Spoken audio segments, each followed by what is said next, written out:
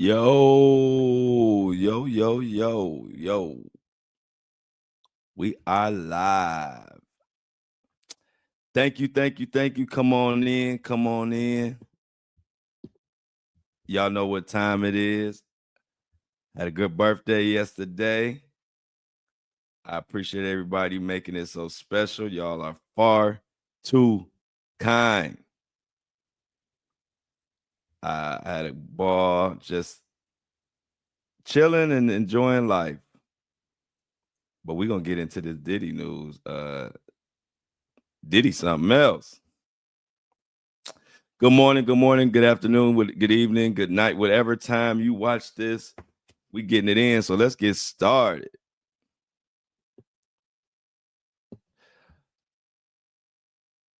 The thoughts, views, and opinions shared at the Flow Show No Filter are for educated and entertainment purposes only. I am not a professional. I am just good.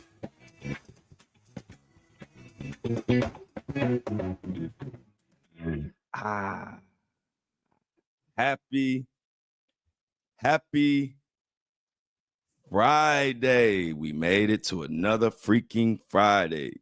Pat yourself on the back. We made it. Every week it's a goal. Let's get to Friday, work done. We can enjoy the weekend. Some of us work the weekend, but for those who don't, we get to enjoy the weekend and relax.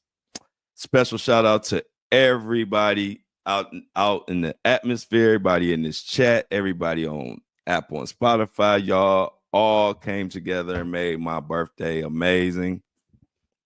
All the love, all the birthday wishes. I try to respond to as many as I could, and my finger just started hurting. I was like, they showing me so much love. I'm going to have some broken fingers trying to type all these messages back and click this and click that and happy birthday and thank you. And I just appreciate it. So if you wish me happy birthday, if you purchase something from the online, from our online store we just launched, INDICTMENT.com, I appreciate it. If you got a subscription, I appreciate it. If you just listen to my podcast, I appreciate it. If you tell your friends about it, I appreciate it. Whatever you do to help keep truth alive and keep the lights on at this podcast that we all love and enjoy it. Like I said, I enjoy it just as much as y'all enjoy it. Trust me.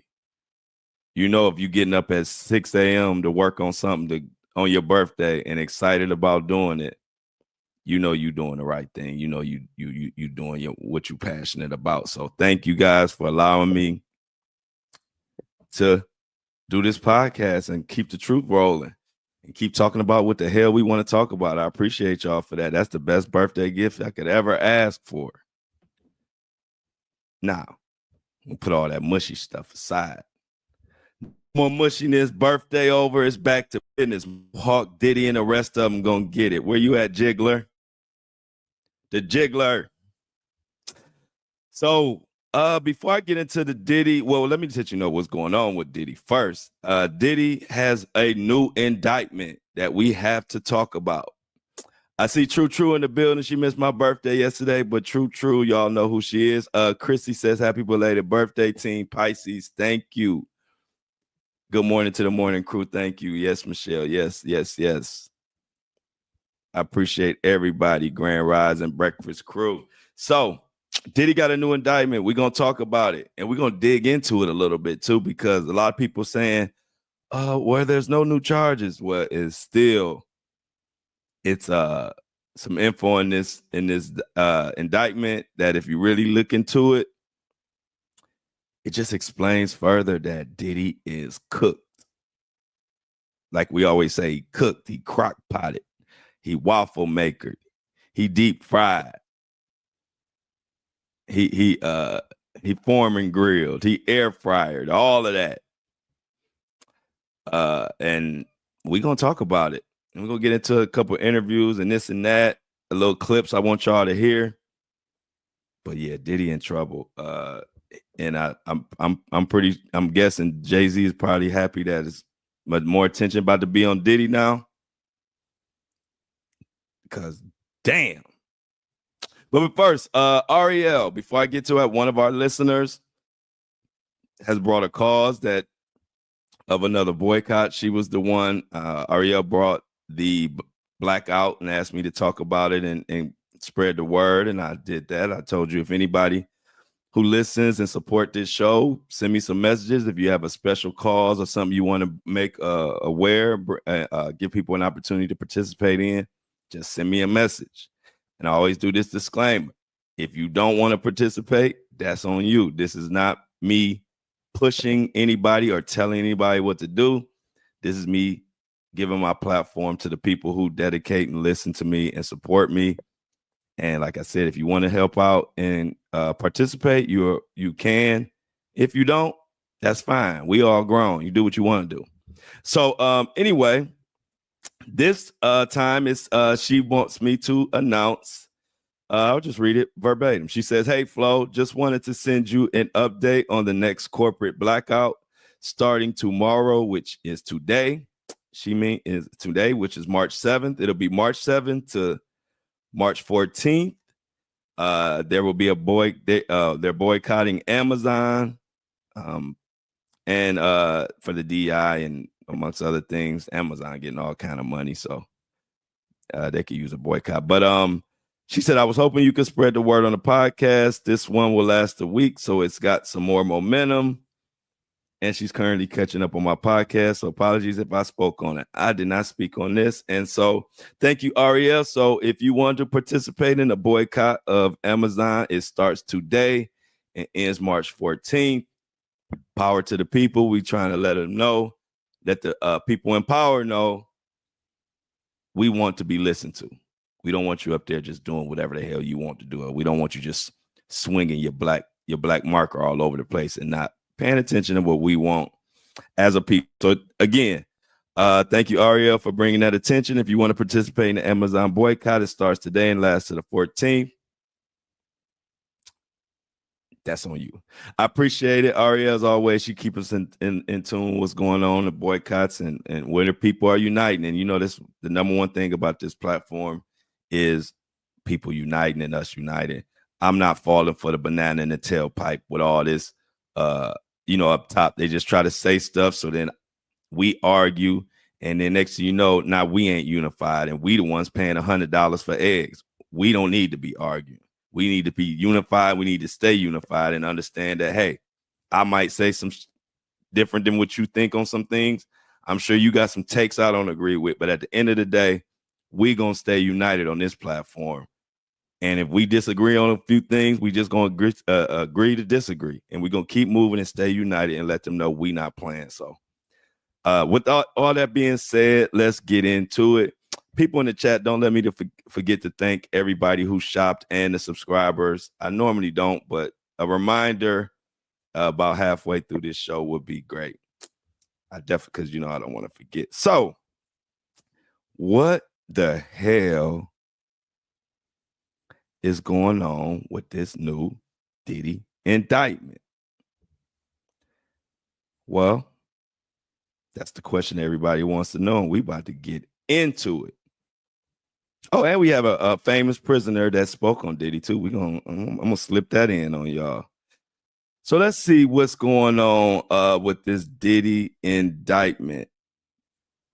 So I'm gonna just go straight to the paperwork, and we're gonna start off. I'm gonna read the indictment, and we're gonna go from there. This is the overview. For decades, Sean Combs relied on the employees, resources, and influence of the multifaceted business empire that he led and controlled, created a criminal enterprise whose members and associates attempted to engage in, amongst other crimes, sex trafficking, forced labor, kidnapping, arson, bribery, and obstruction of justice. Sean Combs, the defendant, operated his business headquarters at various times in Manhattan and Los Angeles under a variety of United States-based corporate entities, including Bad Boy Entertainment. The entities and business included, among other, record labels, recording studios, an apparel line, alcohol marketing agency, and televised network, also a media company. At all times relevant to this indictment, the defendant engaged in persistent and persuasive patterns of abuse towards women and other individuals. The abuse was at times verbal, emotional, physical, and sexual. As part of the pattern of abuse, Combs manipulated women to participate in orchestrated performances of sexual activity with Combs, and at times with Combs and a male commercial sex worker. At times, Combs and others acted as under his direction, made arrangements of women and commercial sex workers to fly into Combs' location. Combs ensured participation from the women by, amongst other things, obtaining and distributing narcotics to them, controlling their careers, leveraging his financial support, and threatening to cut off the same, and using intimidation and violence. So let me stop right there. We got a little bit more to get into. This indictment is heavy, but let me stop right there. So they basically saying that he used his company, he used his employees, he used his resources to force people to be involved in his sex trafficking ways, allegedly. And when I read this, I said, you know what? This sounds familiar. And it made me think about this. You remember Phil Pines, Diddy's assistant? He definitely talked about these things. And if you remember when the Fall of Diddy came out, I was like, this sounds like some stuff that's going to be in this superseding indictment, because it was kind of weird that none of that stuff was said prior to, and then after the Fall of Diddy comes out, I mean, right around the time Fall of Diddy come out, that's when they saying they got their new superseding indictment. And it was also almost like, okay, the feds gave them the green light to go ahead and put that information out in the documentary once they were done with their case. That's just me speculating. But if you know me by now, a lot of times my speculations be on the freaking money. I'll be like, I'm good. But anyway, let's listen. You heard the first part of that indictment. So let's listen to Phil Pines and see how his statements corroborate with the indictment. What would he require for a Wild King night? We usually had a laundry list of items that included lights, alcohol, marijuana, ketamine, Molly, mushrooms on the top there. Was the code to the safe 1, 2, 3, 4? Baby oil and Astro Glide were very important. Candles, incense, Apple TVs, electronics, computers, iPads. Obviously, there was, male libido supplements, stuff like that. Those requests started to become more frequent. It started to occur on a daily basis. There was a requirement. We had to keep those things stocked. Phil, can you come back upstairs to help me set up the red light? I would get a lot of voice notes from Diddy. How often? Daily, hourly, every 5 minutes, every 5 seconds. Would you ever be asked to bring things to Diddy during a Wild King night while it was ongoing? Yeah, for sure. Phil, I need some Cialis. And give me 20 Xanax, please. Hey, Phil, I need a plan B. I need 10 Adderall. The mushroom capsules, the microdose. Can you bring that out to me, please? What would you see when you would go into the room? There wouldn't be anything happening while you were walking into the room. But there would be people there. Yeah. What can you tell us about who the guests were? A lot of times it was girls who were a little bit under the radar, that didn't have a lot of influence. I think that speaks to the type of situations people were put in, you know. So that was Phil. He was basically detailing what was going on. He said the same thing that you hear in the indictment. Used, he was one of the employees. He was in charge of getting drugs. He was in charge of supplying all type of sexual, pills and libido and all type of freaky deaky. And not only that, if you remember the fall of Diddy, we went over this in great detail. But if you remember, he also said, and this is another allegation that's in this new indictment that just dropped yesterday. He also said that there were times that Diddy made him engage in the freak off wild king nights, whatever these titles are, what they call them, freak offs, wild king nights. It's just all freaky. And so that was also in the indictment, that some employees were forced into actually not only just getting supplies, but actually being a participant. If you remember, Phil said that Diddy asked him to come in the room or something and told him to get some with the young lady. And he said the young lady consented, and he said he was uncomfortable, but he did it. So it's just always interesting when we get into these indictments, and we can line up actual real interviews with people saying the exact same thing in this indictment. Now, is Phil Pines going to be called to the witness stand? Hell if I know. But it's mighty funny that Phil, and he was working for Diddy as recently as 2019 and 20, is kind of spelling out the same thing that they're saying in this indictment. Makes you wonder. And so in this indictment, we got they said physical abuse by Sean Combs, aka Puff Daddy, aka P. Diddy, aka Mohawk Diddy.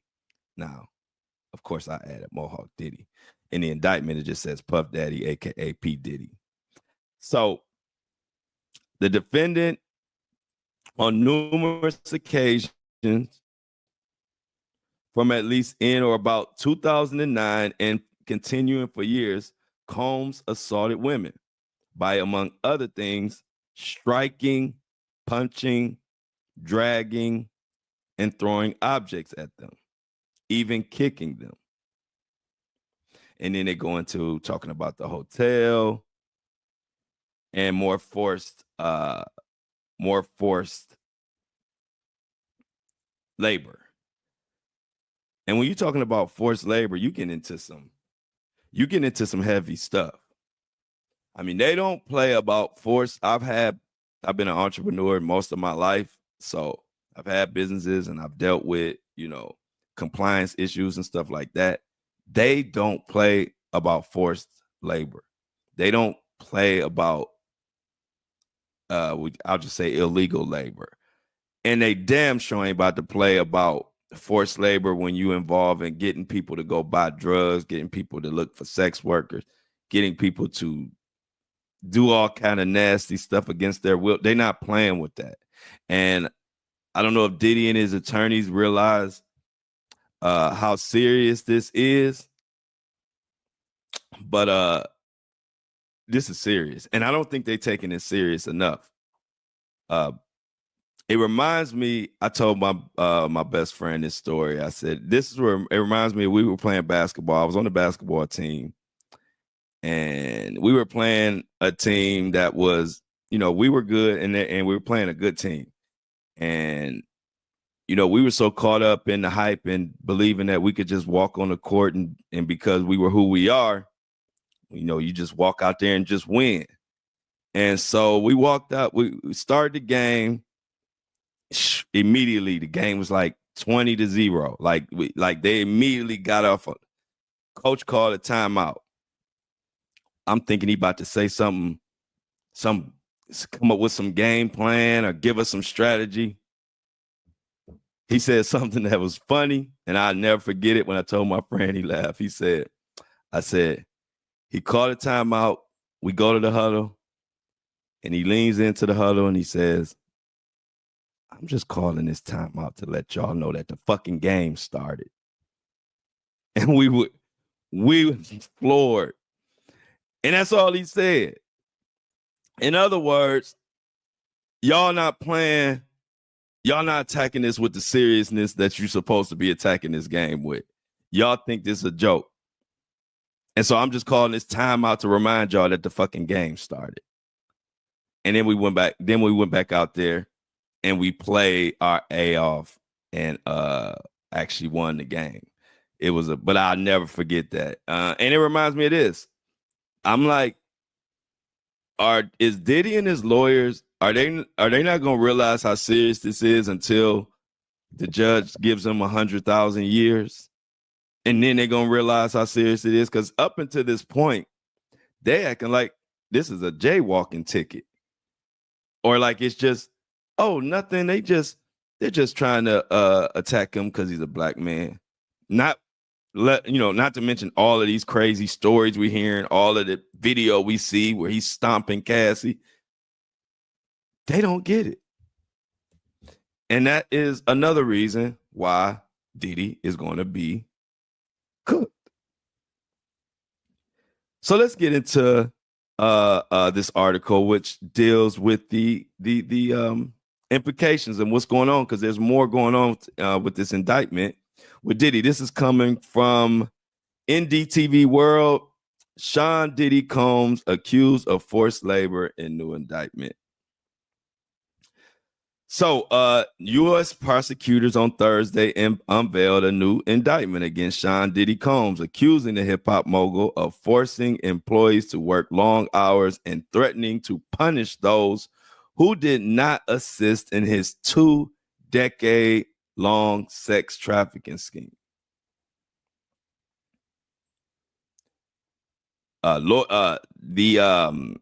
Sean Combs still faces a scheduled May 5th trial in Manhattan on federal charges of racketeering, sex trafficking, transportation to engage in prostitution.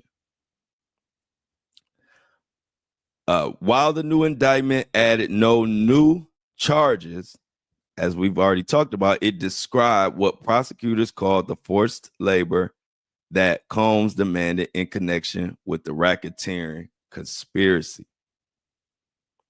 It said Combs and his associates maintained control over some employees by forcing them to work long, hard hours with very little sleep. And they used threats.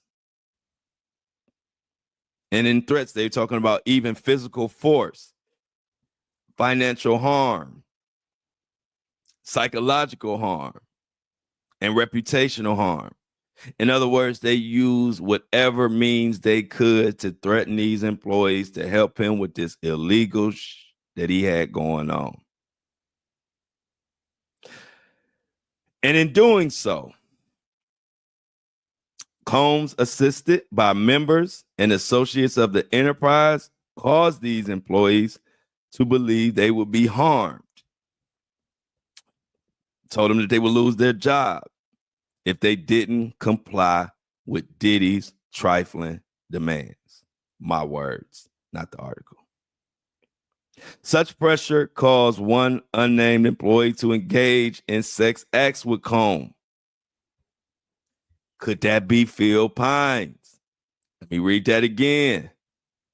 Such pressure caused one unnamed employee to engage in sex acts with Combs. Now, unless it's a whole bunch of these employees that was doing this, it might not be. But from what I'm hearing, to me, that sounds like Phil. So in a letter to U.S. District Judge Aaron Subramanian, who's, of course, overseeing the case. Prosecutors said they expect to provide Combs' lawyer with additional details by March 10th. Now, by March 10th, they're supposed to let the lawyers, Diddy's lawyers, know exactly who the victims are and some of the names that are being held right now. Now, we won't know, but according to them, it will be for the attorney's eyes only. But over here, we speculate, and I'm thinking, well, we know Cassie is one of them for sure. And then that other one that was held on the balcony pretty much sounds like she's one of them. And it definitely sounds like Phil. So we got a few names that might be in indictment. We shall see. But they also asked that Combs be arraigned on the new indictment on March 14th, which is a week from today, Friday, next Friday. Prosecutors said Combs' sex trafficking scheme ran from 2004 to 2024.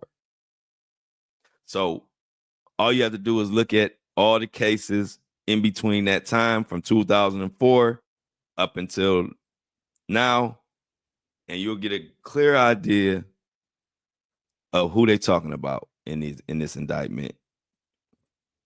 Many of the civil lawsuits were filed under a 2022 New York City law giving alleged victims the gender-motivated violence a window to sue, even if statutes of limitations had expired. The deadline to sue ended in February. As you know, Combs is still locked up, awaiting his trial on May 5th.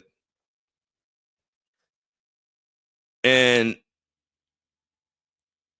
as you see that, as you hear what happened and what's been going on in this indictment and the new stuff, it's not getting any better. Matter of fact, it's getting worse by the day. Now, we didn't hear anything about an Enterprise letter. Today was supposed to be the day. I haven't heard anything about it. They haven't mentioned it. So we shall see any update. Maybe we'll get an update today, later today. If we do, I'll try to post something about it if we do. But as of right now, the Enterprise letter, which if you remember, the Enterprise letter is supposed to spell out kind of all of this and give names. Now, I don't know what is taking. That's why it lets you know whatever names are involved, they got to be some big names or something, because why are they holding these names back? So why are they being so evasive about these names? They want to keep talking in circles, talking in riddles, but when it comes to these names, we keep getting played. And so we'll definitely see. But also to go along with what these employees did, this young lady did a nice job spelling it out. I want you to hear what she said. She's her name is Kadisha. She does a lot of the Diddy work on TikTok, especially. But the receipts this man has is insane. He has photographs, he has text messages, and he also has voice memos from Diddy talking about the setup and the cleanups of these freak-offs. Philip Pine's allegations against Diddy are very similar to those in Lil Rod's lawsuit. And we know that Lil Rod also worked on the Love album, and he worked during the Love album as well. Diddy's assistant was regularly asked to get a laundry list of items for the freak-offs that Diddy referred to during the Love album times, allegedly, as Wild King Nights. A list of items included lights, alcohol, and a lot of different substances. He said those requests started to become more and more frequent. It started to occur on a daily basis. There was a requirement. So this is more spelling out. Check out this. He had to clean up the nasty rooms. Personal devices so family members and business partners wouldn't find them. Pine said that one of the hardest parts about his job was having to clean up these wreck rooms after Diddy's events. He said the floors in the room were slippery due to the mass amounts of baby oil used in the acts. There would be baby oil surrounding the bathtub, and there would be a bathtub full of water, and you would reach down there to unplug it, and you would feel the baby oil was in the bathtub. He said that he would also find bodily fluids, used condoms, baby oil, Astroglide, broken glass, urine, and blood. He said it wasn't uncommon for there to be stains on the furniture or stains on the sheets that they needed to remove. One can only imagine what was actually happening. It's disgusting. He also included more text messages from Christina Korm that said Diddy said he's going to need emergency cleanup at the hotel once they leave and come to the house. And another one said, hey, Diddy is still in the hotel, but when you get to Mapleton, he asked if you could bring him stain remover for a chair and couch and black trash bags and baking soda too, he said. He also shared other text messages that seemed to be from another employee. They said, I just got to his hotel. He is litty, but he is still vibing. Hit me up when you get to Mapleton. He said, bet, cleanup gonna be insane. This person replied, I call it baby oil party, Khaled voice. Diddy's assistant also said that he recalled a time during his employment witnessing Diddy allegedly getting violent with a young woman. He said, I remember at the time I saw Diddy assault one of his guests at the home in Florida. Things were getting a little heated. They were very argumentative. He cursed at her and told her, I told you I was crazy. He claims that Diddy kicked this young woman twice, and after she fell to the floor, he ordered him to take off his hoodie. She was topless, and my thinking was I had a little jacket on. So I took it off to cover her, got her in the Uber, and she went home. So this is more evidence of him kicking. And I don't think that's Cassie that she's talking about on that one. But did you hear that? Forced labor to pick up and clean up all kind of crazy, nasty body fluids. Diddy, you a nasty motherfucker, man. And see, that's what I mean. Like that ain't got nothing to do with money and like just because you got money and power, I wouldn't even want nobody cleaning up behind me on no nasty, crazy, trifling stuff like that. You don't have no dignity or no character or none of that. Makes you think that Diddy make people wipe his behind. Did he wipe his own behind after taking a dump? Like, this dude is insane. I could have never. Could you imagine Diddy asking y'all to clean up body fluids? Power to, no shade towards the people that work for him because, hey, we all got to do what we got to do, and it's up to you. If you want to do that, you could do that. But I'm just speaking for me. The first time Diddy would have asked me to do something like that, I would have went the hell off on his ass. It's almost like they know who they can get away with and who to ask because, man, come on now. Let's hear a little bit more of this.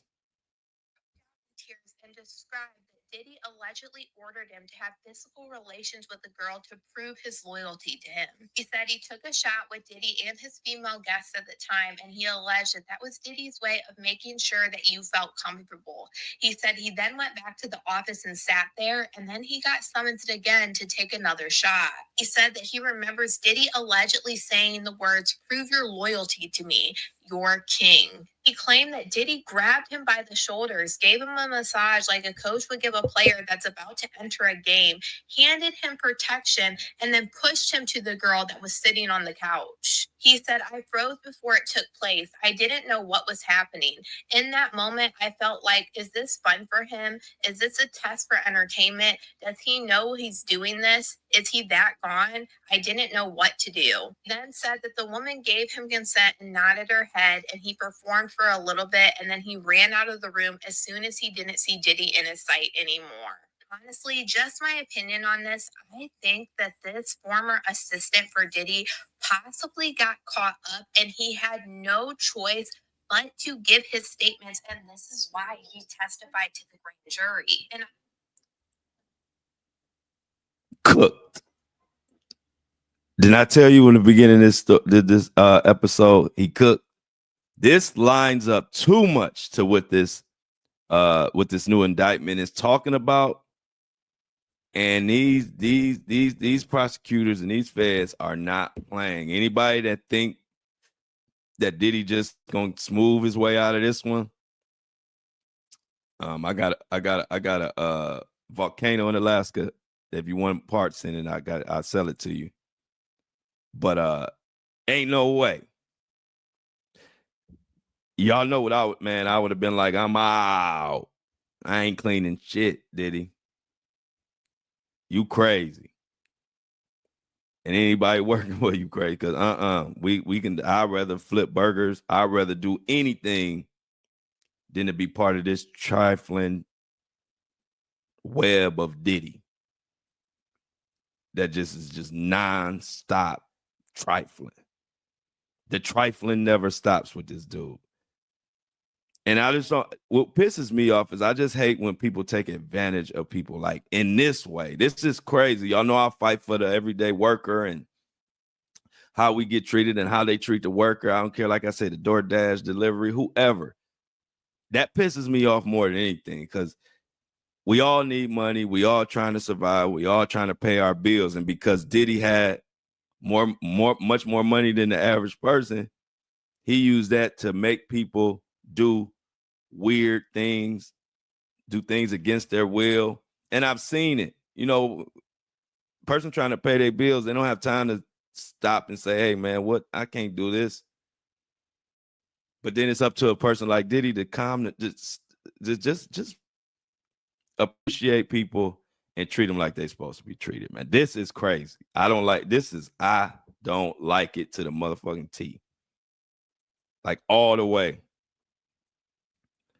And it's just funny, not funny, like ha, but funny, like ironic.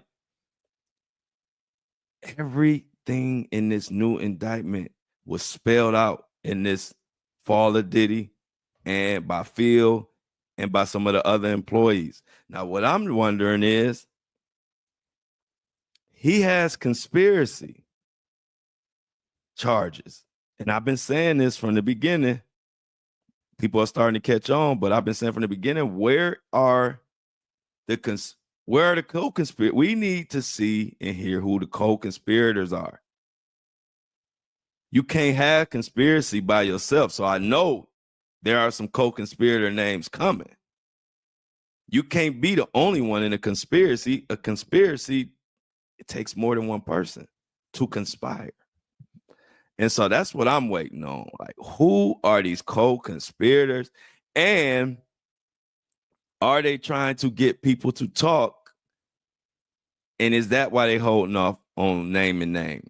You know, are they going to not name some names of people who giving up information? It's just something about why the hell are these people? I don't get it.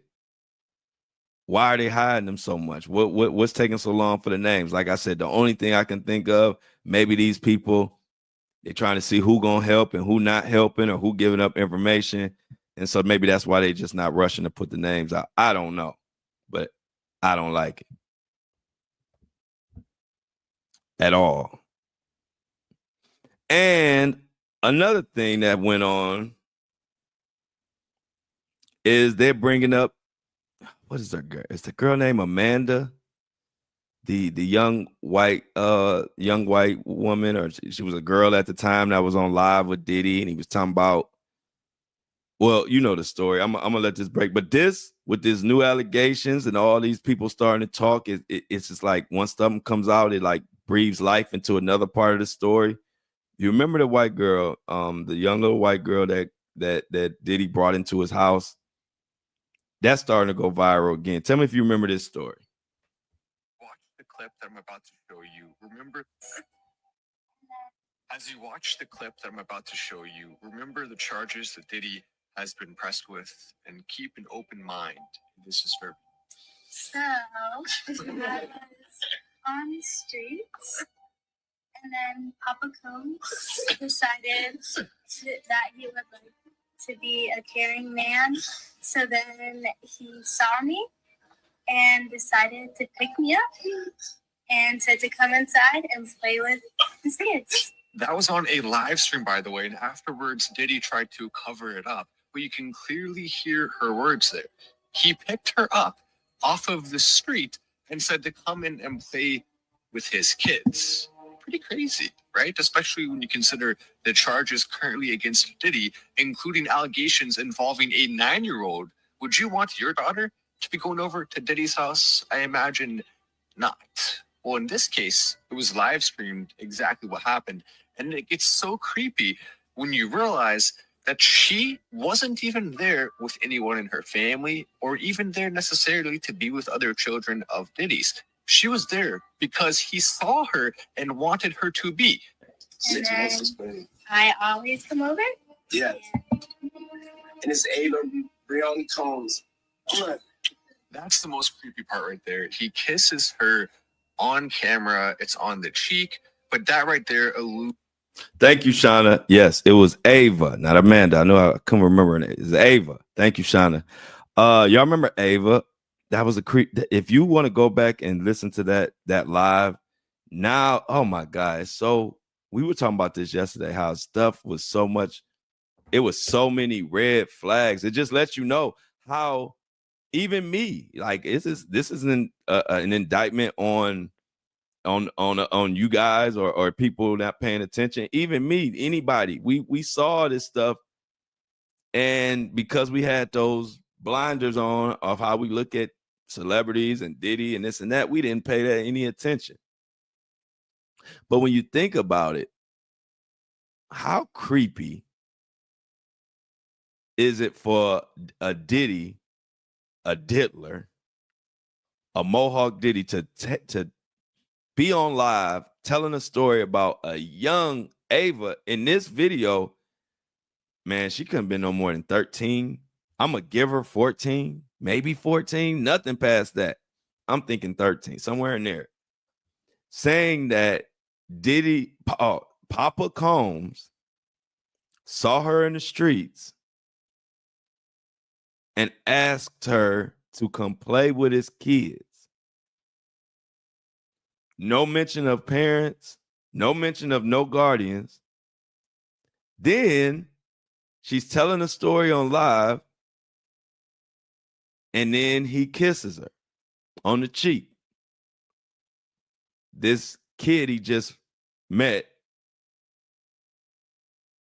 this young lady that he just met, who is a child. Come on, y'all. Now, knowing what we know now, do you know how creepy that sounds? Like, and we all just watched that and we would laugh because this was around quarantine time.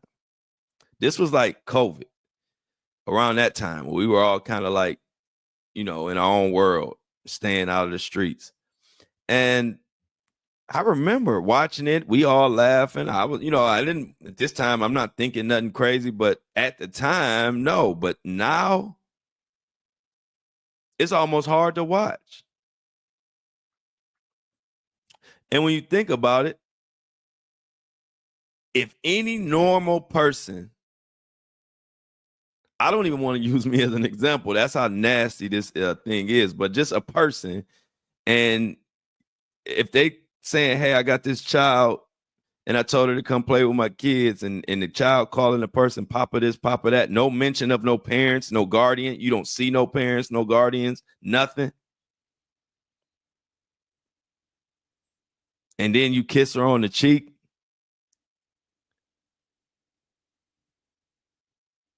That boy, that's a wild boy. That's all I can say. And that's a wild thing to do. And it's so cringe. And like I say, I can't help but think back to that time and think that even me, I didn't look at that as I didn't really pay that no attention as far as being weird or strange or out of place. But here we are. And so that just show you, it ain't, hey, look, anybody can be naive or blinded for a second. That's why it's important for all of us to continue to talk and come together. And if something don't look right, we're going to bring it up. because now I'm paying attention to everything, because I'm putting that on myself. I'm looking at myself like, wow, as much as you pay attention, you got to pay attention even more. Because I watched that and I didn't think nothing was wrong with it at that time. Now, not only just because of the new information, but it's just like now when you just take your beer goggles off and look at Diddy for what he is and who he is, that's trifling. That's weird. That shows something ain't right.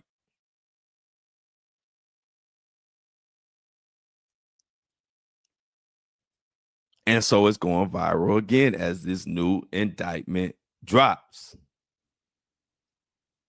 And I don't like it. And speaking of, and I don't like it, we got to take a break right now and let everybody know who the hell is responsible for this podcast right here. Who is responsible for this truth that we hear every morning, Monday through Friday, 7:30 a.m. or 9 a.m. Depends on what platform you watch me or listen to me on. And what this podcast is brought to you by the subscribers. And now the people that have shopped and went to And I Don't Like It, got them a hoodie, got them a t-shirt, got them a no flow show, no filter hoodie, and all kind of other stuff. And we're going to shout them out. And y'all know I do this every day to make sure I give flowers and appreciation to the people who make this possible. Without the support, this podcast, without us supporting us and everybody who listens to this podcast, it don't happen. So I'm going to make sure I always shout y'all out and appreciate all of y'all every time. It only takes a couple minutes and it's well worth it. So let's shout out the And I Don't Like It shoppers who have went to the merch store. Y'all have been buying and liking and appreciating all this stuff that we have designed and put work into. And nothing feels better than that. You know, the money is one thing, but I bust my ass to be the best and make things as the best I can. I want the hoodie to be quality. I want it to look good. I want my site to look good. I want it to look nice and clean and simple like me. And y'all feeling it, and I'm glad. So let me shout out some of the shoppers. Let's see who we got. We got Ida, I'm sorry, but I know the last name is Ortega. Ortega copped her a And I Don't Like It hoodie, the black one.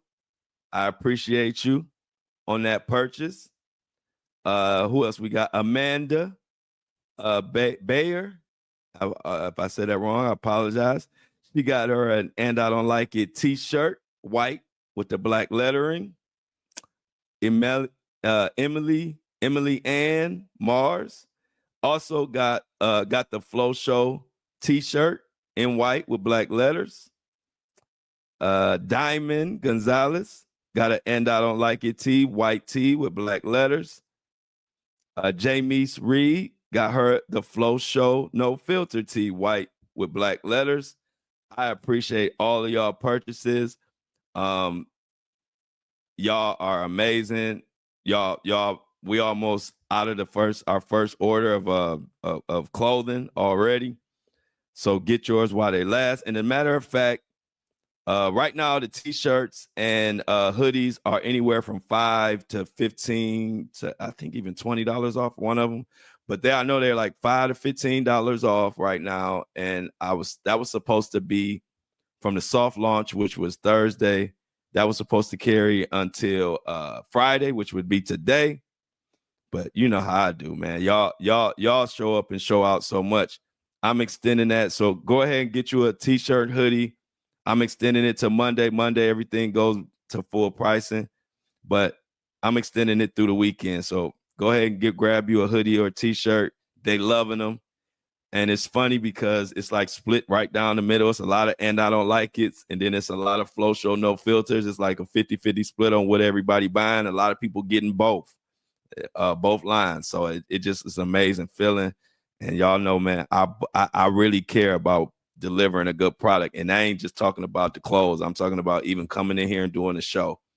I try to make sure every show is consistent. Every show, you're going to know what you're going to get. I don't come in here. I don't take.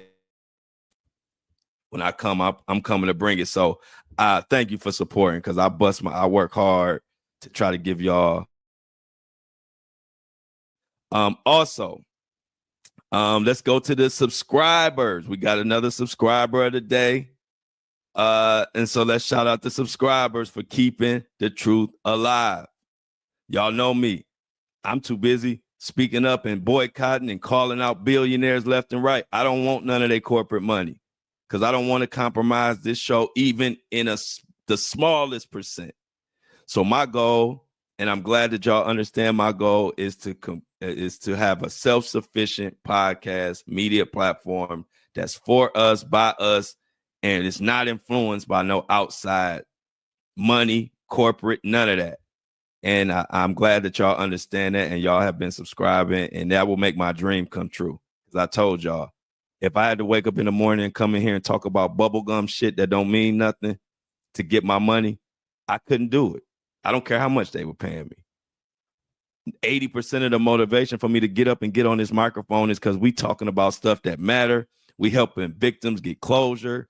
We calling out the elite corporations, whatever we need to do to make sure we all right. That's what we doing on this podcast. So keep subscribing. Keep copping merch in the merch store. It's going to a good cause. It's keeping this podcast rolling. And it's also giving a middle finger to the corporations that want to shit on us left and right, because we don't need their money. And we're going to continue to speak. And whatever y'all want me to put out here, I will. Y'all know it. I ain't never scared. Sometimes y'all want me to call out or start stuff that I don't even really totally understand what y'all want or what y'all doing. But if you bring it to me and we got that relationship, you know I'm going to stand 10 toes behind you. Even sometimes I don't even know what the hell you talking about. Y'all know how it is. You with your friends, sometimes something break out. All you know is you got your friends back. I don't care who right, who wrong. I got my friends back. And so I got y'all back, right or wrong, because y'all invest in me and I invest in y'all. So check it out. Let's shout out these subscribers. First, we got Vanessa. Vanessa, thank you. Thank you for the subscription. The $3 donation means the world to me. It's saying that you want to keep truth alive, and I appreciate that. Also, we got Tabitha. Tabitha, I think this is the same Tabitha. Tabitha sends me so much stuff on Facebook. I appreciate it. Don't never hesitate to send me news or clips or whatever. It don't bother me. This is what I do. So don't never feel like, oh, I'm sending Flo too much stuff. No, this is what I do. So when y'all send me stuff, it helps. So don't ever feel like I think I'm DMing Flo too much, because I don't mind it at all. So Tabitha, I don't know. I'm pretty sure you the same Tabitha I see from Facebook. I appreciate you for the $3 donation and your hard-earned money and putting it to a cause of keeping the truth alive. What can I say? But as always, every day we got one subscriber of the day, and this subscriber went above and beyond. We asked for $3, but if you could give more, we always appreciate more. If you can only give $3, we appreciate that. But this particular subscriber, Shalithia Franklin, is today's subscriber of the day. She gave and donated a $5 donation for subscription. She has a $5 subscription. Like I said, we only asked for $3. She gave $5. And so I want to give her the ultimate shout out, Shalithia Franklin, because you ain't had to do it, girl. Clap it up. Everybody thanks Shalithia and Vanessa and Tabitha in the chat for keeping truth alive. And if you can, the subscription and the merch link is in the notes for the show. Please subscribe to the channel. I'm going to continue to bring you the truth in both sides. We don't paint narratives here. We bring information and we talk about it. That's what we do. I don't need everybody to agree with me. I just want y'all to get the information, and I give y'all my opinion at the same time. So we're going to keep rocking. As a matter of fact, who is our shopper of the day? Because, we got a new subject. Yesterday was Jennifer. Who is the shopper of the day today? Who came and spend some extra coins in the store. And today's shopper of the day is Ida Ortega. She spent $60 in the And I Don't Like It store, and your $60 going to a good cause. I can't wait to get your hoodie out to you. Shan got you, and let's just thank Ida Ortega for being the shopper of the day, and also contributing to keep truth alive. Ortega, that's IDA for everybody in the chat. IDA. Thank you for copping. And as always, I appreciate it. And I like it. Oh, as a matter of fact, let me correct myself. She got the And I Like It hoodie. Ida. And if it's I don't know if that's a here. Ortega. Let's just say Ortega, because I don't want to mess it up. But Ortega got a And I Like It hoodie. My bad. Not the And I Don't Like It. Got the And I Like It. And guess what? And I like it. So thank you to everybody for supporting the show. Y'all give me the energy to keep going. I swear I can't wait to get up out my bed and give y'all these stories, especially when it's something to talk about. So let's get back into it. Did y'all know another celebrity was kicking it with Diddy? Yeah, we about to talk about that real quick. I don't know if y'all paid attention, but y'all know what is his name?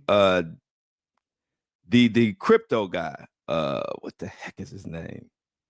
Sam Bankman-Fried. That's his name. He saw Diddy. You don't know who Sam Bankman-Fried is?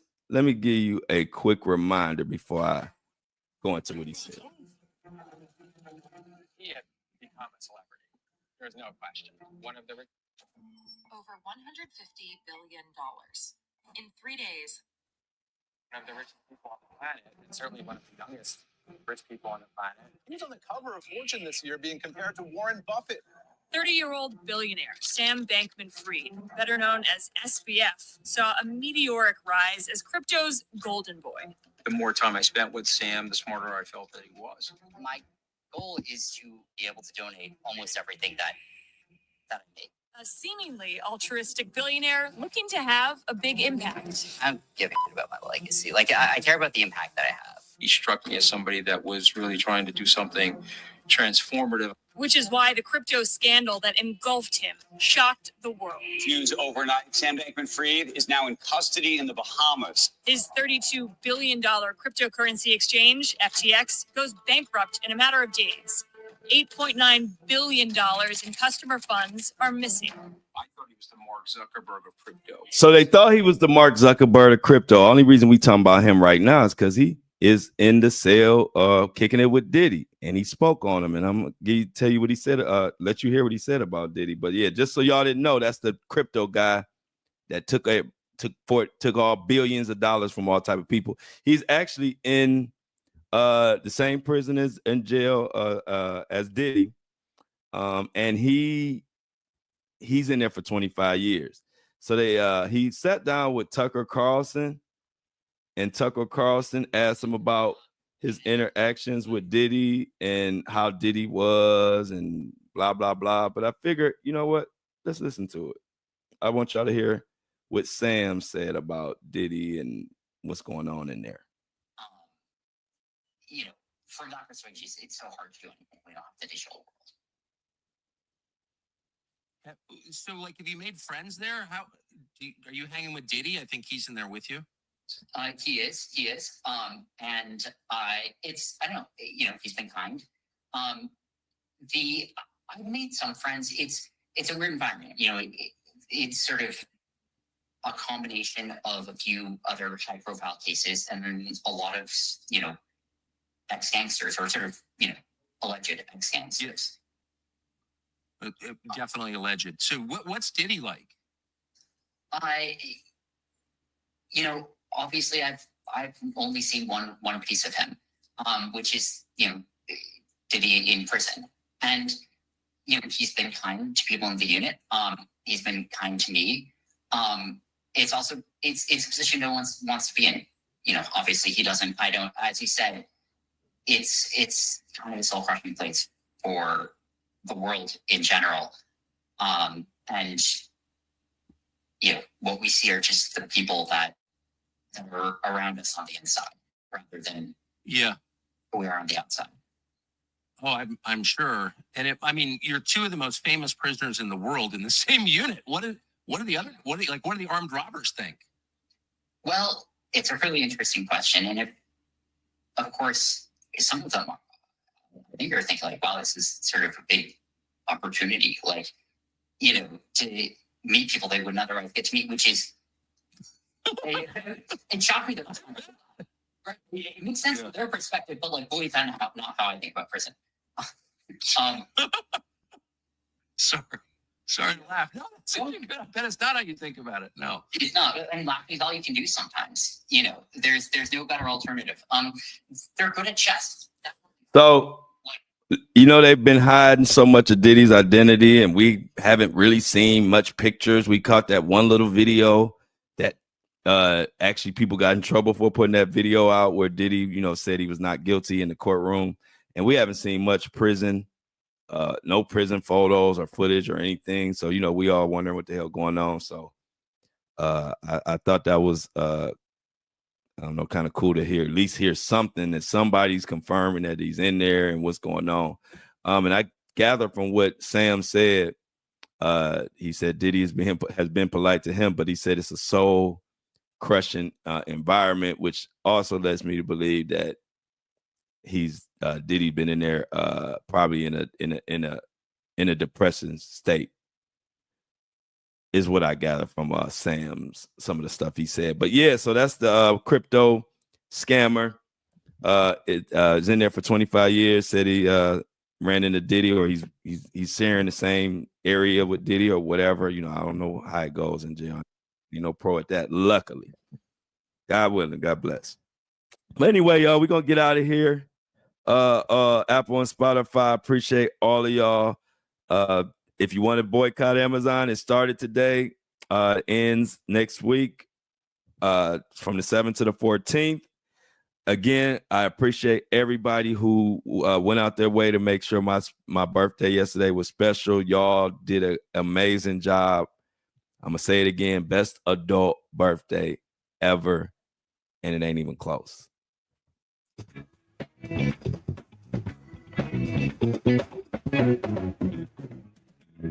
As always, I love y'all. Enjoy your weekend. And I'm out.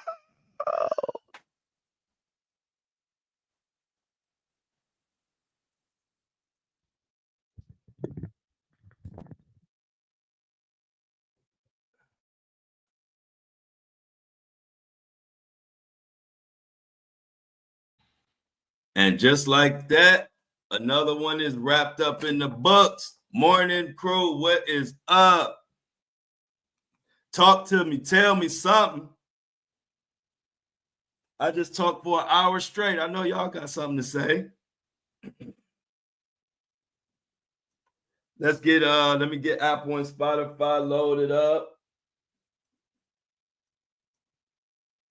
Y'all know the drill. Give me a second.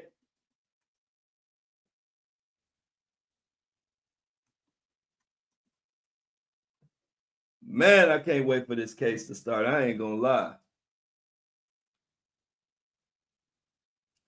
I am so ready for May 5th. How about y'all? Do y'all have any idea what type of stuff is about to come out in this case? I don't think people quite understand.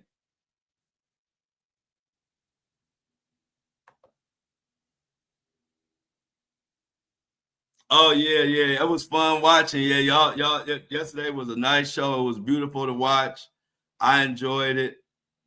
I always learn a lot about y'all, about being able to watch y'all interact. That's another good thing why I like watching the panel and I like doing it. So let's see. Hold on. Let's get this. Hold on. Let me put the music on for a second. Let me get Apple and Spotify going. Boom, boom, boom, boom, boom, boom, boom, boom. Where we at? Boom.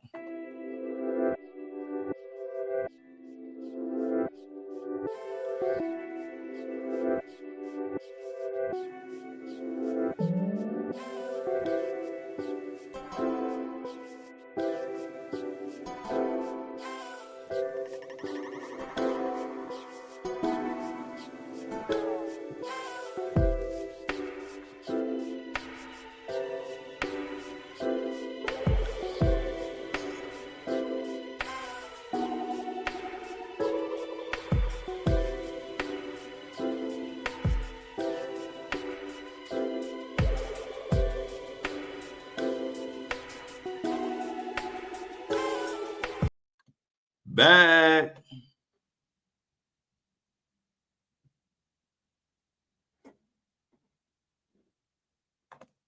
Exactly. That's a good point, Mini Me. Mini Me says Sam is definitely getting groomed. The diddler is not nice that he doesn't interact with Luigi. Yeah. Definitely, I thought that was a weird interaction. That's why I definitely wanted to bring it to y'all and let y'all hear it for yourself.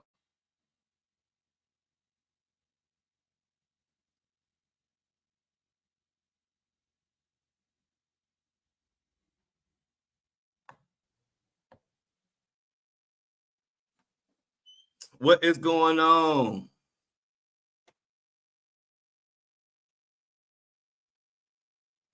Yeah, y'all. So we got a lot to talk about at lunchtime. I haven't. I think we gotta see. Hopefully, our boy Greg is available. I gotta check on Greg. We gotta check on Greg, but I'm pretty sure he's cool.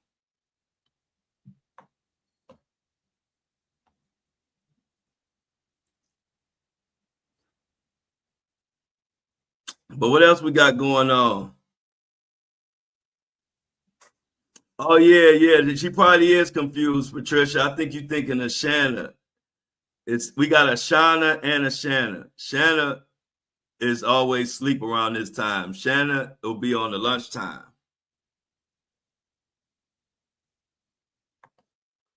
Oh, you all right, Michelle?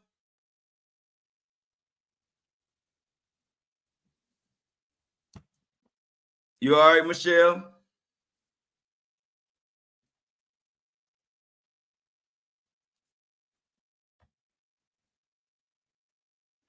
Yeah, we all hoping Michelle feeling better. I don't know what was going on.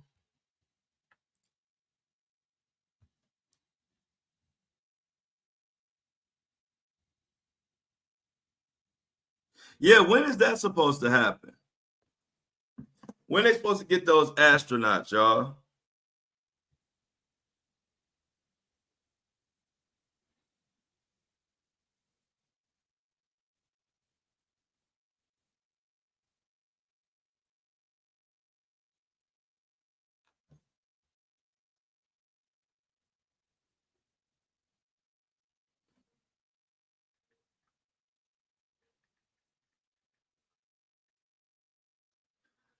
What is going on, y'all? What's up with that? Hey y'all, Kobe. Kobe got vacation starting tomorrow, y'all. What you got planned for the vacation, Big Cole?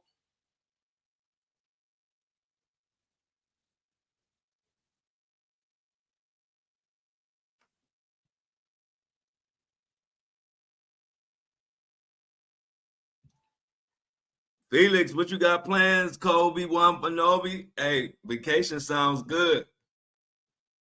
Yeah, get better soon, Michelle.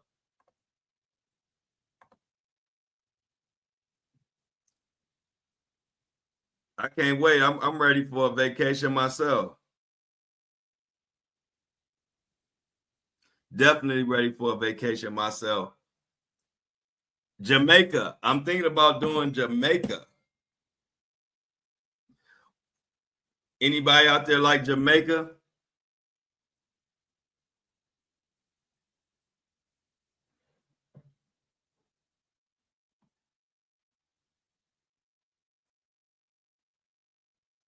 So as far as the astronaut situation, according to Mini Me, she's saying Butch Wilmore and Sonny Williams have to wait until their replacements arrive at the International Space Station next week before they can check out later this month.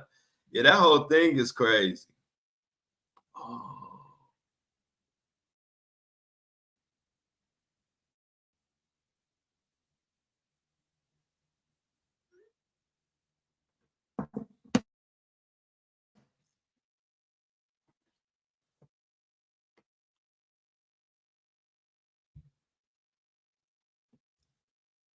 Yeah, y'all. What we got going on? So that's the track letters. Okay, let's see what else we got, y'all. Come on, we doing this our 2-minute drill with Mini Me. Trump late Thursday signed an executive order authorizing the federal government to stockpile cryptocurrency assets that it seizes through law enforcement proceedings. So, like that money from Sam, the crypto guy.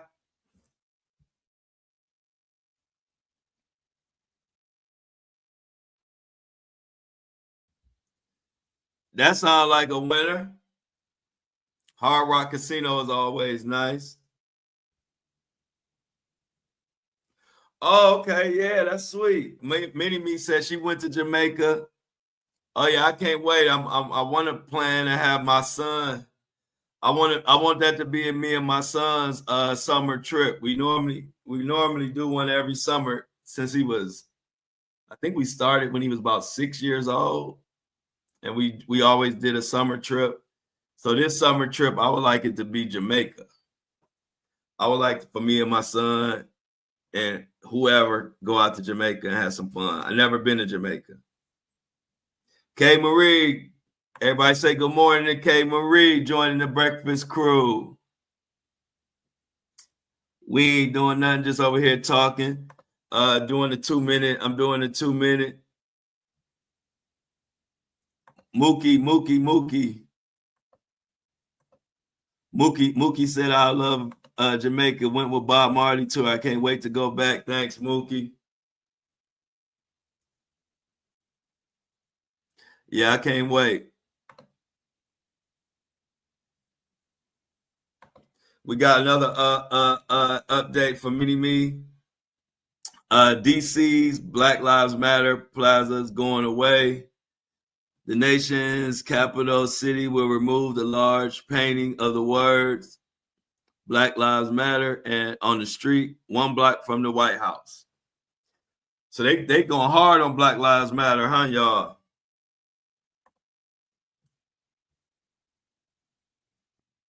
Oh, okay, she said she got fam in Jamaica. Oh, excuse me. Bless me. But yeah, I'm looking forward to it. I'm looking forward to Jamaica, and I'm pretty sure my son would love Jamaica too. I've been in the Bahamas, but of course, Bahamas ain't Jamaica, I'm sure. I know that. War 2-minute drill, Mini Me, war heroes and military first are among 26,000 images flagged for removal in Pentagon's DEI purge.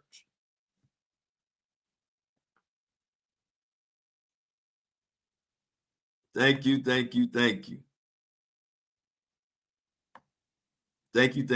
for the bless yous. Boom. Let me move this thing up. I need it. It's a little tricky. Thank you.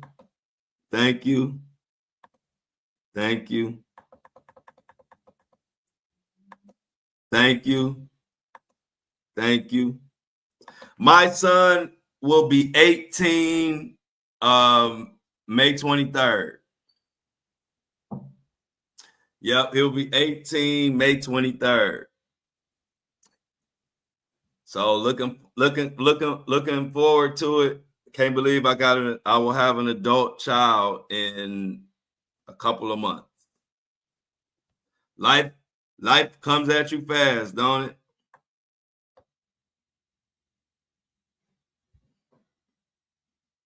Yeah, Jamaica. Yeah, hey, look, I ain't gonna lie. If we plan it sometime in the middle of the summer or sometime, I'll let everybody know. If people are available. We usually do our trip in July. Anytime in July. Sometimes we'll move it to August if we can't get it done in July. But so it'll probably be July, maybe August, but it'll probably be July, but we'll see. But between July and August, I want to put a Jamaica trip together. So I'll let y'all know as soon as possible, like when I know. like when. But I definitely want to do that. I think that'll be a good trip for us. Wow, Michelle, that's amazing. Michelle said her son's birthday is May 23rd. Wow, that's crazy. I always say birthdays mean something. Amy said today her son is 24. She don't know how she got a 24-year-old. Yeah, I'm asking the same thing, Amy. I'm asking the same thing. Oh, for sure. All right. Yeah, if the time is right. Yeah, I'm gonna give everybody plenty of time. It'll be plenty of heads up. I will let everybody know at least 2 months in advance. So I will definitely give everybody plenty enough time. If we want to go, anybody interested going to Jamaica, we can plan it. So I'll like I said, I'll let everybody know the tentative dates, like at least 2 months in advance. Because Jamaica is calling my name. Oh, sweet. Okay. He said they changed my flight from Detroit to Jamaica. I feel you. Yeah, I'm gonna let y'all know. I would love it'd be a nice trip. Okay, look, I told it's something to birthdays. Shauna says her oldest daughter's birthday is May 20th. I'm telling y'all, there's some connection to birthdays. Look at this. May 24th. And guess what was crazy? My son's mother is May 30th. So some about these May birthdays, if you got a May birthday, you probably gonna be around me in some way, shape, or form.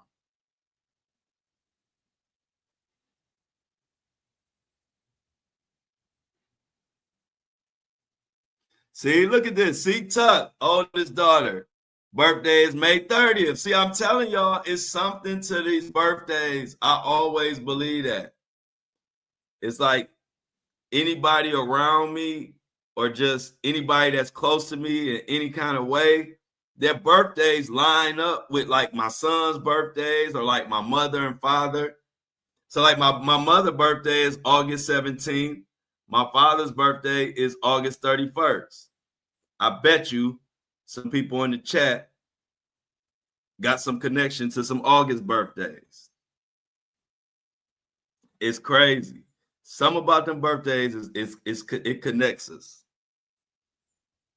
Let me check.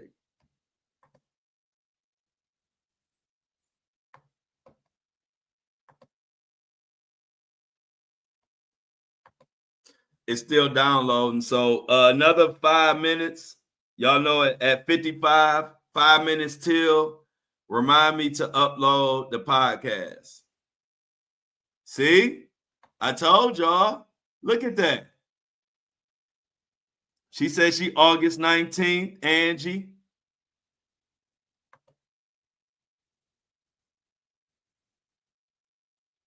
Oh, wow. And look, Amy said her brother is. Wow, Patricia, I'm sorry to hear that. Hey, y'all, everybody sent Patricia some love. She said her son died at 45 from someone putting fentanyl in his joint.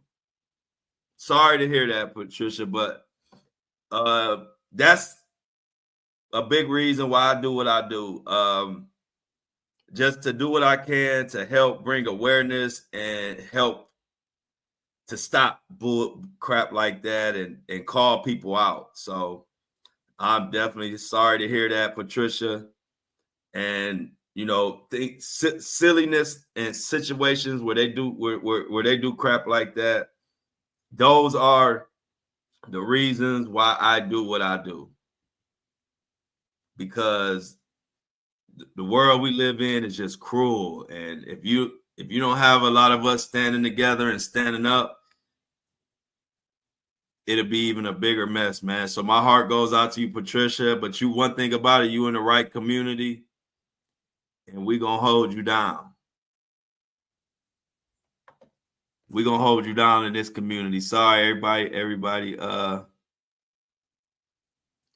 show Patricia definitely some love, man. We all know, like, that's just the worst. And it just pisses me off how much people do stupid stuff in this world and don't understand the value of life.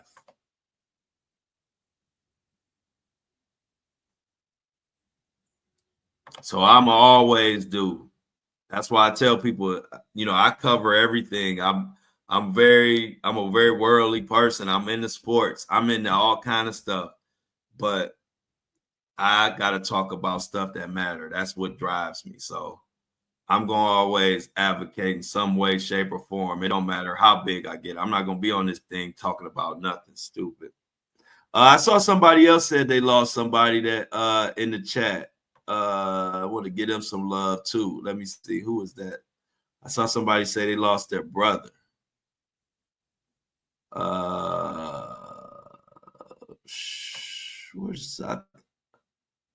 I thought I saw somebody in the chat say they lost their brother, but maybe I was looking at something else.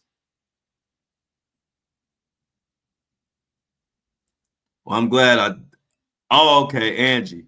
Let's show Angie some love too, y'all. She said her brother passed away. My mother just lost like her big brother, her favorite brother, and she still talk about him to this day. He passed away maybe how long ago? Maybe 7 years ago. I don't know. Time flies, man. I don't even know how long. My uncle Art.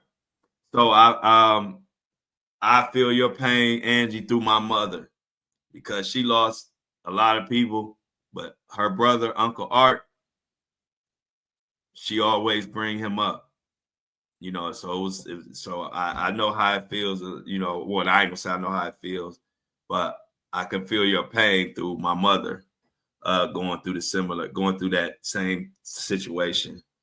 So everybody show Angie some love and let her know she in the right community too. We gonna hold you down, uplift you, and do whatever we can to get through these days, because it ain't easy. But when you got a good community, a good group of people that can share and shower you with some love and just allow you to just be who you are and say whatever come to your mind, man, ain't no better feeling. So shout out to you, Angie, sending some love your way for losing your brother.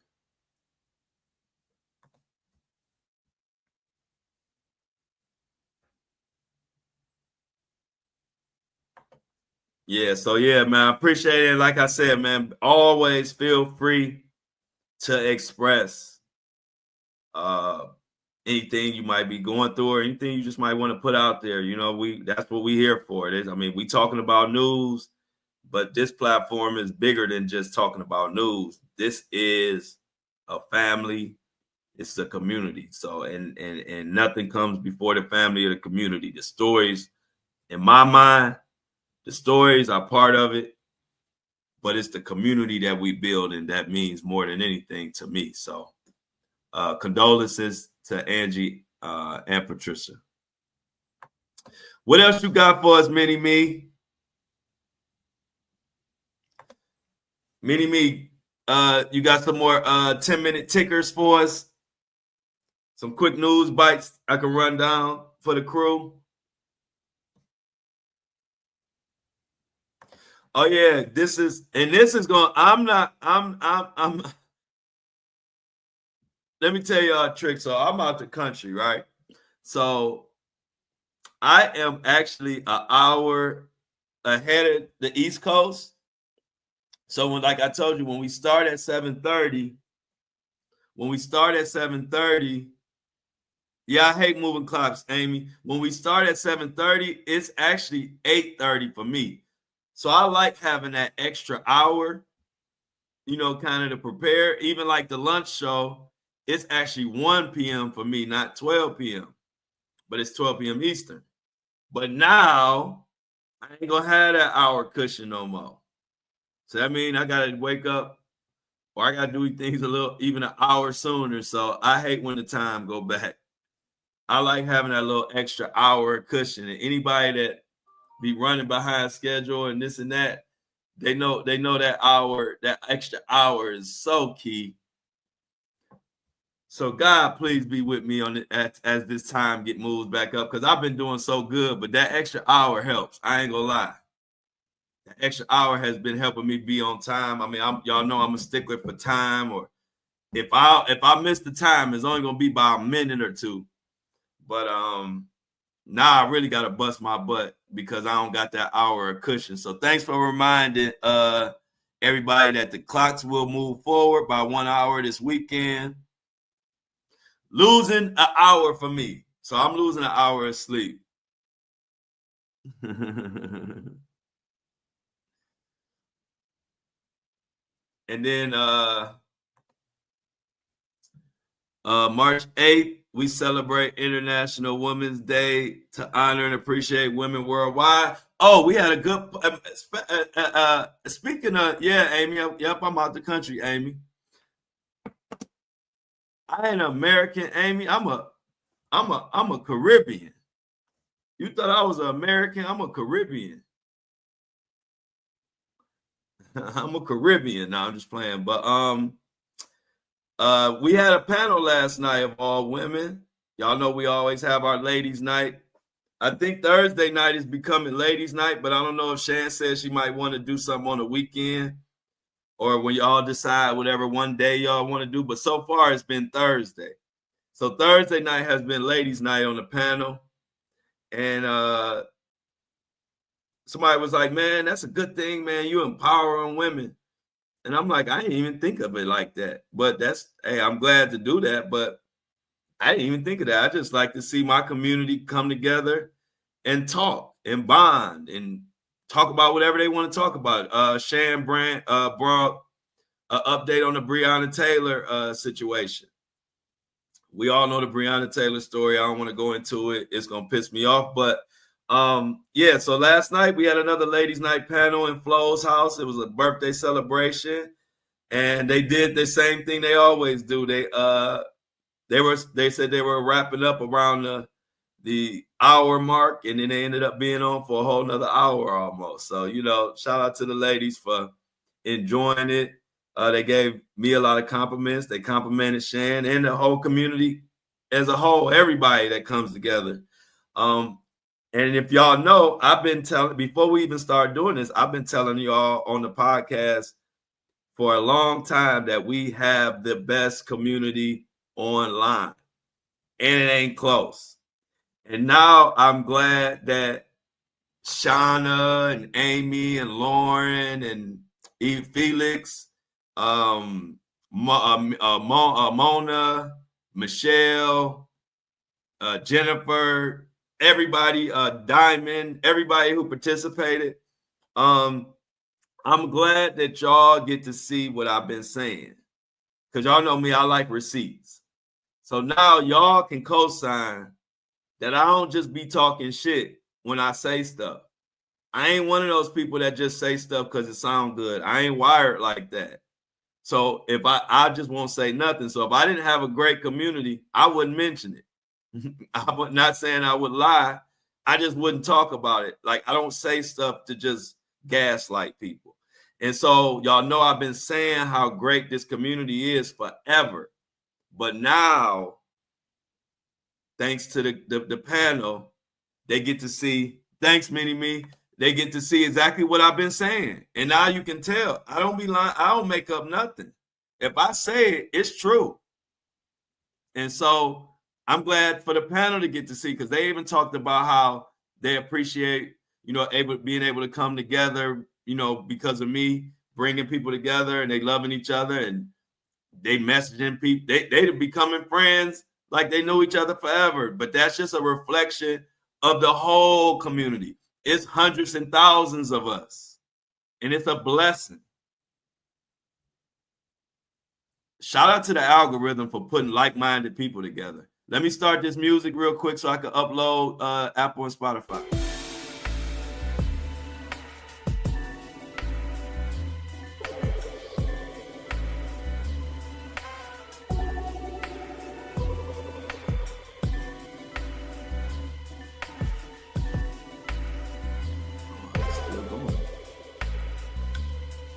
Hey, Minnie.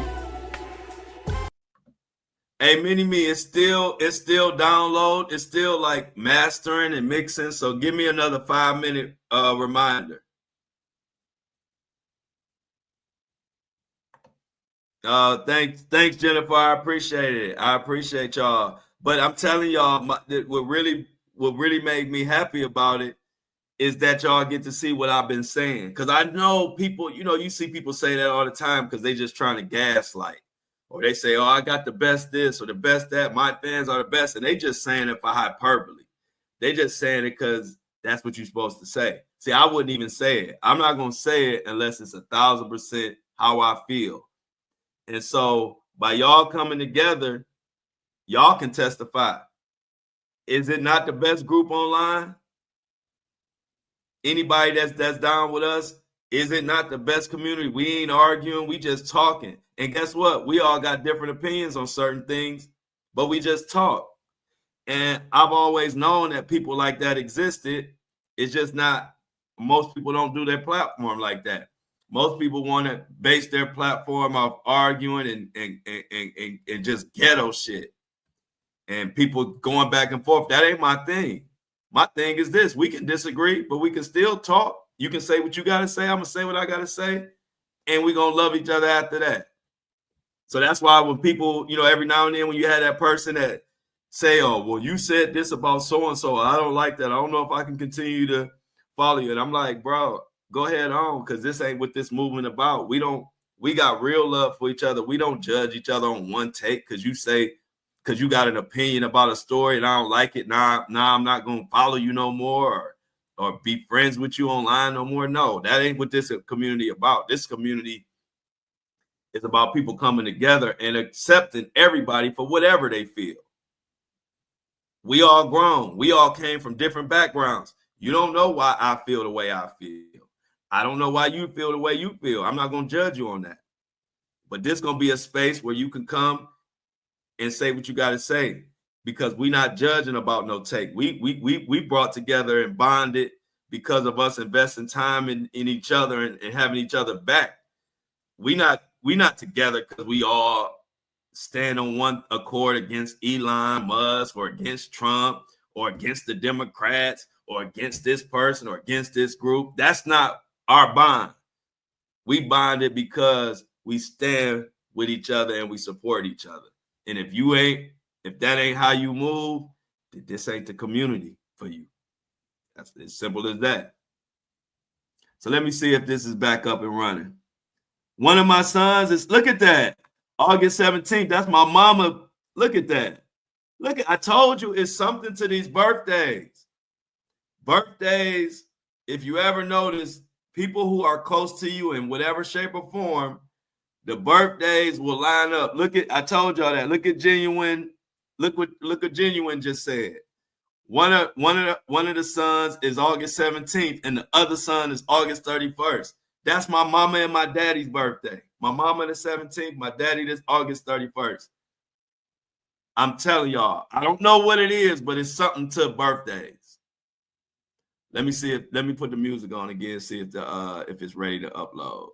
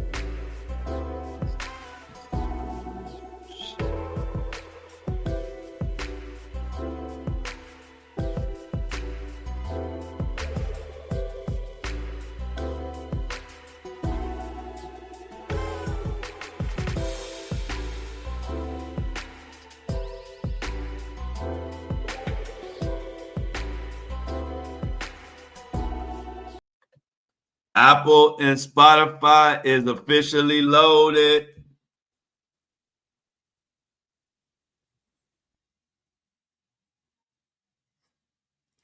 So check this out, K. Marie. My brother is December 23rd. My sister is October 8th. How is that? I'm going to say it again. You just said you December 16th and your son's is the 23rd and the 17th. My brother is December 23rd. Ain't that crazy? And my sister is October 8th. Look at that. We got a Christmas baby. Your son, 12/25.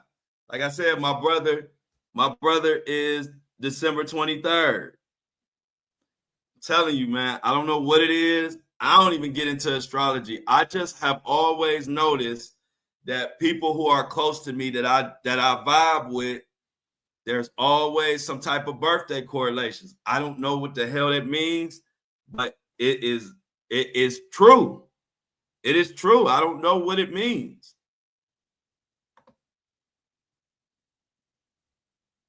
Numbers are crazy.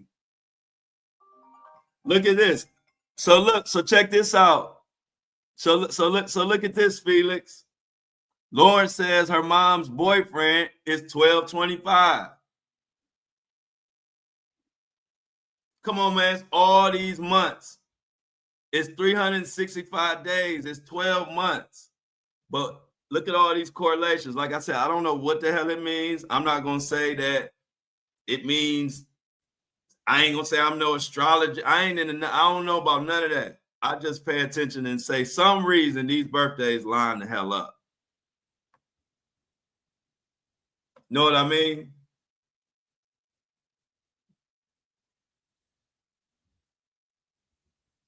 See?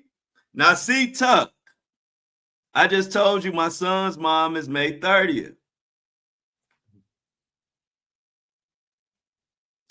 And my son's dog is September 23rd. Now I know we didn't bring in our dogs and our pets, but you know we all love our dogs and our pets like they're human.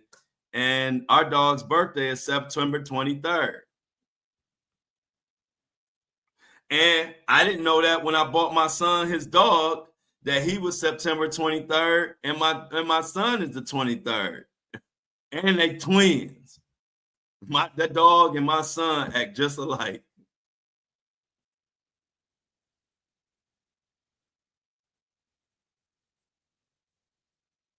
See, wow, okay, so happy. So wow, your best friend since 14.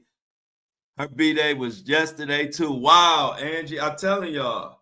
Now that I say that, just pay attention to people that you're really close with, and ask them like what their parents' birthdays are, or ask them what their children's birthdays are. And I'm telling you, it's gonna line up so crazy to you. You're gonna be like, man, it's something to this birthday mess.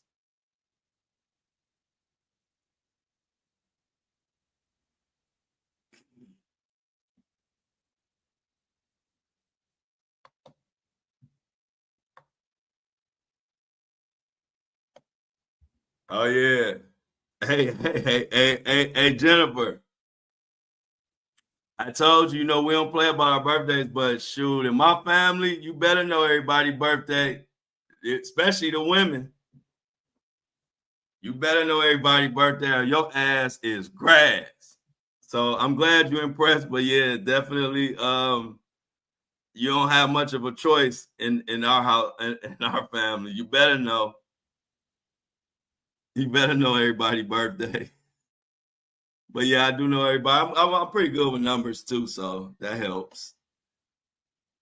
Wow, look at that. Me and Kobe's cousin are both 3/6. I'm telling y'all, man, these birthdays will trip you out.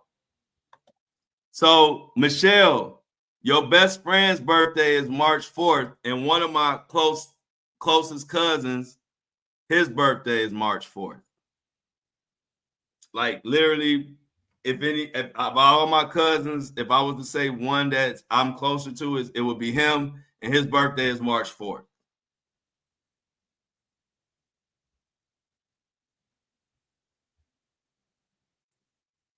Yeah, they didn't break. And they didn't break. I actually got it so from this Spanish, had some type of Spanish noodle dish. And I enjoyed it. It was good. And thank you, Jennifer, for the lunch.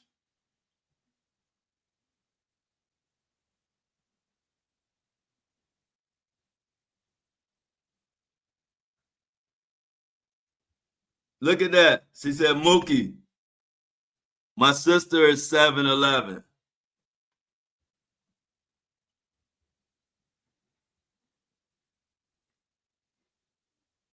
Wow. Hey, look at that. That's sweet. Mookie said when her son was born, she had 7-Eleven. She got Slurpees all day. That's what's up.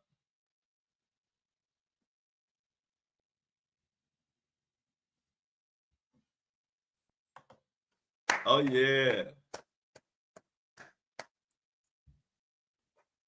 Yeah. We got to do this thing. Hey, look. One day we're going to be having a Flow Show No Filter 10-year anniversary. Hey, look, we're going to have our 10-year anniversary. We're going to have our 5-year anniversary. But you know we're going to do it big for our 1-year anniversary. And just so you know, I think the 1-year anniversary for the Flow Show is going to be October 30th. October 30th will be our 1-year anniversary. So y'all know, I'm just giving y'all that date now. Y'all know we're going to have to do it big. I don't know how, a lot of people don't really get into Halloween. My family, we did for the kids, not as much as an adult, but for those that don't mind Halloween, we might do a big Halloween party. I don't even know, but October 30th is our 1-year anniversary. Just so y'all know, put that on y'all calendar of the Flow Show No Filter. Let's see what we got. Mini Me. Netflix sets all women's boxing card for its second live boxing event, headlined by a rematch of last year's Katie Taylor, Amanda Serrano fight. Let's look out for that. October 30th is the 1-year. October 30th. It's the 30th or 31st, but I think it's the 30th. I know it was the last day in October when I did the first episode. So I think it's October 30th. I'll double check that, but it's the 30th or 31st. But it's October 30th or 31st will be the 1-year anniversary.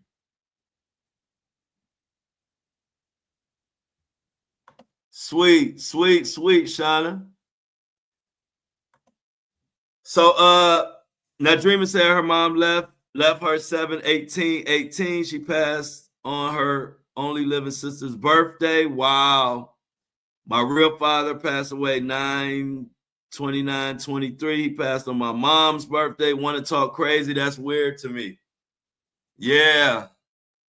It's definitely strange how that happens.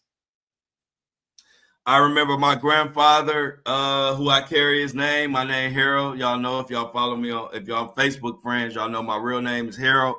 And my grandfather, whose also name was Harold, was pretty close to him. We played golf together. He taught me the game of golf. And he actually passed away. And then the funeral ended up being on my birthday. So every birthday, I think about my grandpa Harold. And that was strange. So I feel you, Nadrima, on how these birthdays and death days line up. I could tell you more weird stuff about that. I ain't gonna go. I don't want to depress y'all. But so my grandpa Harold, he passed away, and then the funeral ended up being right smack dab on my birthday. So I never have a birthday and not think about Grandpa Harold. Rest in peace, Grandpa.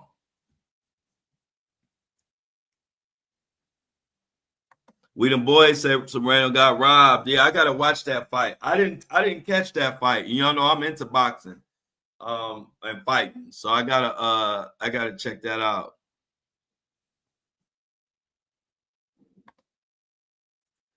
Okay, she said it happens in 3. My son's 4 months later, my mom, then day before Helen, my dog, always in 3. Y'all, we lost. Speaking of in 3s, we had the picture perfect family with the soul food type family and all of that. And we lost our top 3 people in the family, like the people who everybody in the family could kind of count on and kind of keep everybody together. We basically lost my 2 older uncles and my grandmother, which they all, those were the matriarchs. Like my 2 older uncles, they were like the go-getters, the breadwinners of the family. And of course, Granny was the one who held everybody together. And in a blink of an eye, we lost all 3 of them back to back to back. And my 2 uncles didn't even see 60. They were like 58, 59. And they were perfectly healthy in our eyes. And then all of a sudden, we lost all 3 back to back. Boom, boom, boom, boom, boom. And my family was forever changed ever since that happened. You take the top 3 people in the family. So what happened was a lot of the family unity or just looking out for the family fell on my shoulders. A lot of that responsibility fell on my shoulders at a young age because I was next in line or whatever, you know what I mean, to be kind of like the leader of the family. But I wasn't supposed to be the leader that fast. I was supposed to be another 15 years at least. And so I feel you when you say it happens in 3s, but that we never saw it coming. Lost my 2 uncles, which were the breadwinners and the rocks of the family, and my granny, all back to back out of nowhere. So I feel you. It's crushing. It's crushing. Yep, I was Granny's baby for sure. Like I told you, they called me Granny's boy. That was my name. They didn't even call me by my name. They would say, "Hey, we're Granny's boy." And Granny would be like, "That's Granny's boy." So yeah, I was real close to her and lost her 2, favorite sons all back to back to back. So y'all, it's just sad. And it's just cool to have people that you can talk about and vent to, because a lot of people you can't talk about this stuff to, because you don't even want them to know your business because they ain't up to no good. So appreciate y'all. Okay, so he can. Hey, look, so Lauren, your husband can totally relate. As a son, as a man, it's a special title when you're known as Granny's baby, because there's only one. And as much as everybody, because one thing about grannies, they make everybody feel special. So I'm sure a lot of my cousins and a lot of my people thought that, that she made them feel special. But just let's be honest, it was only one Granny's boy, and that was me. When nobody else called Granny's boy, it was me. So, hey, look, it's a special honor when the family knows who Granny's boy is, because everybody know Granny is the Granny running the family. As long as Granny alive, y'all know Grannies run the family, and whoever is Granny's favorite, you better not touch Granny's boy. So Lauren, I know your husband know. Hey, look, it's like you got an armor of protection when you Granny's boy. Like even their own kids know not to bother you. Granny will raise hell about me. And that's why I get this talk, everything I do, bringing family together, bringing people together, standing up. All of that is from Granny. That was Granny. Me and her would sit at the kitchen table. All this stuff, a lot of stuff I'm doing now, we would be sitting at the kitchen table talking about. So it was times when everybody else was running around for like New Year's. Everybody else would be running around having a partying and New Year's and having a blast out in the streets. It was many New Years I spent right up under Granny, just talking. I ain't go nowhere. I enjoyed my granny and my great grandmother so much that I would not go to. I would stay in and spend my New Year's with Granny. We do the countdown together and just talk about what's going on in the world. And when I look back, it makes sense what I'm doing now because I was always into current events. That's what me and Granny did all the time, is talk about what the hell was going on in the world and what we thought about it.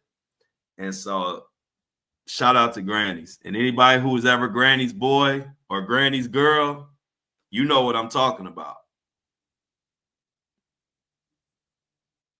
Yep. Back in the day, most grannies were like mothers to the boys, for sure. We love our grannies. See, hey, look, see, you know, and this how I know. This is Patricia. This how I know. I know you what you talking about. You said my son was my mom's baby. It drove me nuts. I know exactly what you're talking about. Your baby was Granny's boy, and it drove everybody nuts in my family, even my mom. It used to get on their nerve.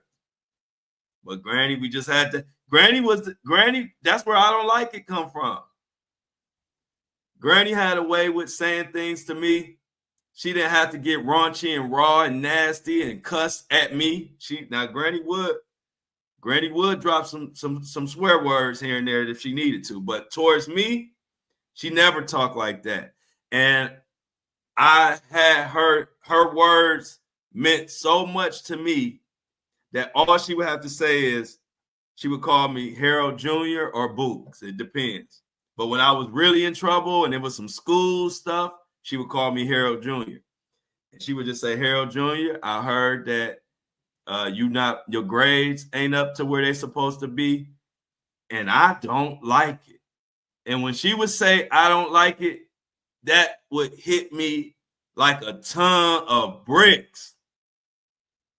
She wasn't cussing at me. She wasn't yelling at me. All she had to say was something that I was doing, and that, Harold Jr., you doing this, this, and this, and I don't like it. And she would look right in my eyes.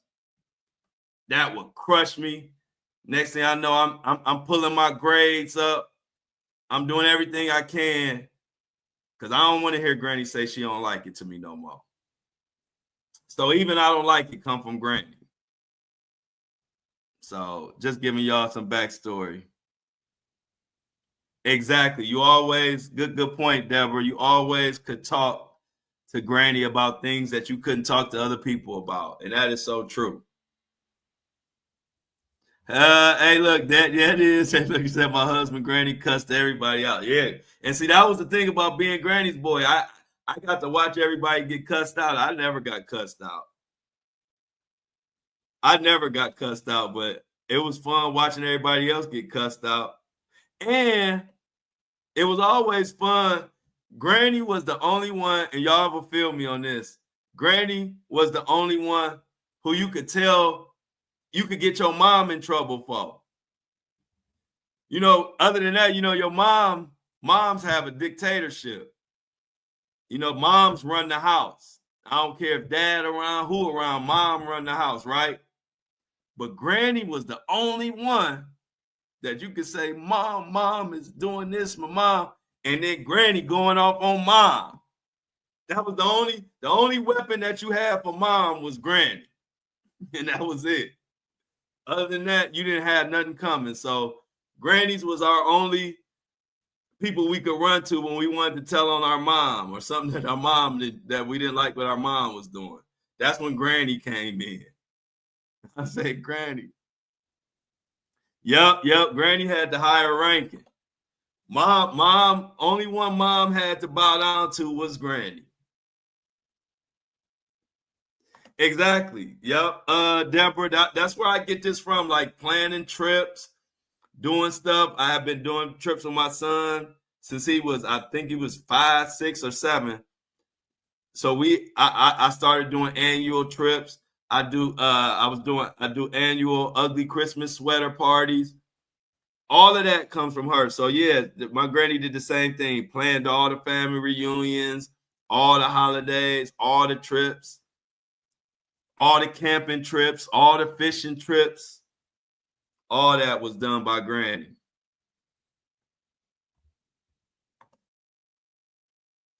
all the time. I wasn't able to grow up around my family because of the military. I didn't really know my mom's mom, and my dad's mom was mean as heck. Yeah, hey, look, I definitely feel I feel for you. I remember those situations when people had to be around the people and they just mean. But like you said, Shauna, I used to rap mama out to grandma all the time. I'm about to tell granny. You'd be like, I'm telling granny. Yeah, we had to tell. Hey, y'all, Angie got to get out of here. We gonna be right behind her. So hey, look, Angie about to get out of here. Let's all get out of here and get ready for later on. I gotta check on Greg, y'all. So make sure, hey, put a prayer. Make sure Greg good, because I ain't heard from him. But I'm sure he's fine. But let's put some prayers and make sure Greg okay. But y'all, since Angie gonna get on out of here, let's get on out of here with her. Let's get the I'm outs in the chat. Let's fill up the chat with the I'm outs. Make sure you like and share this. AndIDon'tLikeIt.com. Go get your And I Don't Like It merch, hoodies, t-shirts, tote bags, coffee mugs, tumblers. It's all on there. Subscribe. Everything is in the description. As always, I love y'all. Thanks again for all the birthday wishes. Enjoy your weekend. Bye-bye.